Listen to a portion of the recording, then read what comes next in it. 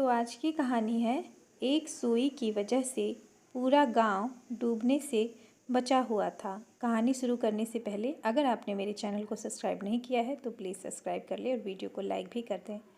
समुद्र के किनारे एक गांव में कृष्णाबाई नाम की बूढ़ी माता रहती थी। वह भगवान श्री कृष्ण की परम भक्त थी। वह एक झोपड़ी में रहती थी।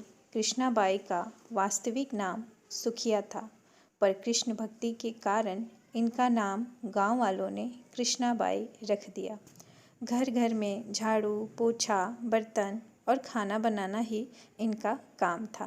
कृष्णाबाई रोज फूलों की माला बनाकर दोनों समय श्री कृष्ण जी को पहनाती थी और घंटों कान्हा जी से बात करती रहती थी। गांव के लोग यही सोचते थे कि बुढ़िया पागल है।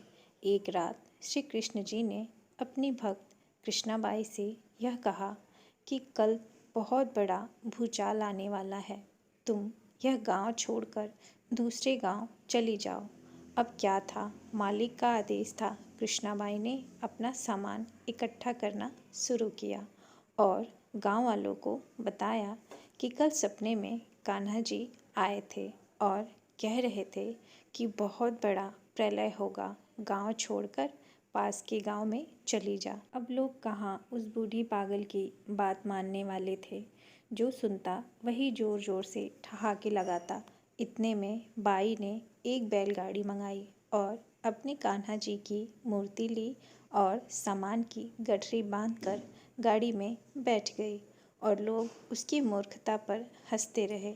बाई जाने लगी। अपने गांव की सीमा पार कर अगले गांव में प्रवेश करने ही वाली थी कि उसे कृष्ण जी की आवाज़ आई, अरे पगली, जा अपनी झोपड़ी में से वह सुई ले आ जिससे तू माला बनाकर मुझे पहनाती है।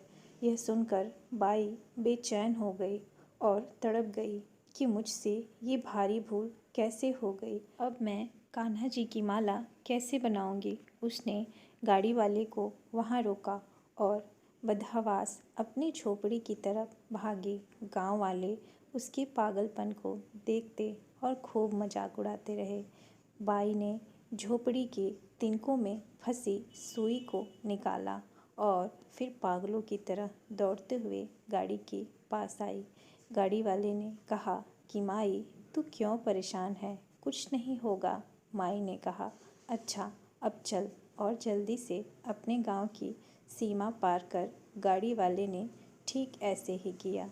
अरे यह क्या, जैसे ही सीमा पार हुई पूरा गांव समुद्र में समा गया और सब कुछ जलमग्न हो गया। गाड़ी वाला भी कृष्ण का अटूट भक्त था। भगवान ने उसकी भी रक्षा करने में कोई विलंब नहीं किया।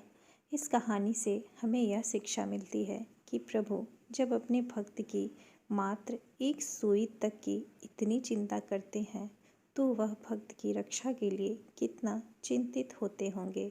जब तक उस भक्त की एक सुई उस गांव में थी, पूरा गांव बचा था। इसीलिए कहा जाता है कि भरी बदरिया पाप की, बरसन लगे अंगार, संत न होते जगत में, जल जाता संसार।